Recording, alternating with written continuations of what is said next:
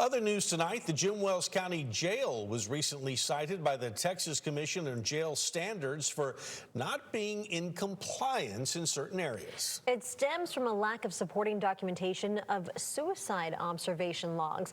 It's something criminal justice experts tell our Josh Maxwell are key reports for jail operations. He joins us now with the latest. Josh.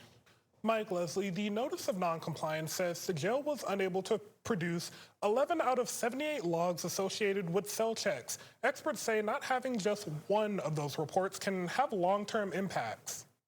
A recent report from the Texas Commission on Jail Standards shows Jim Wells County was cited for not properly keeping track of documentation regarding when they would do cell checks. It's a process Texas A&M University criminal justice professor Wendi Pollock says helps streamline jail practices. If we have old checkbox systems, we're going to lose paperwork, and we may not. And if we lose paperwork, we don't have that accountability for your local jail. Pollock was part of a research team that studied deaths in custody across Texas. She says the work highlighted just how critical regular cell checks are and the importance of properly documenting them. These cell checks are super important, not only for detecting the potential for people dying, but also to detect if we have too few people monitoring whether people are in crisis. We were supervising the inmates appropriately.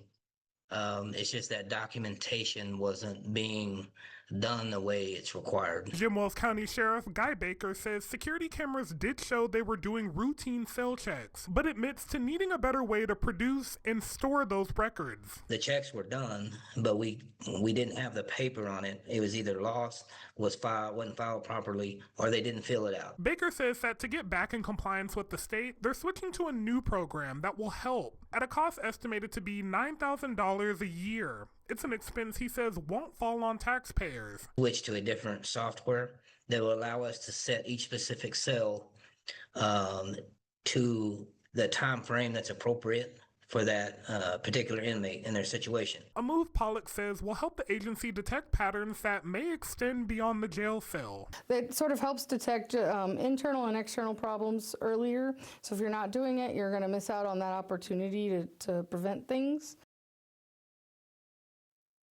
Baker says he expects the jail to return to compliance within the next week. Back to you.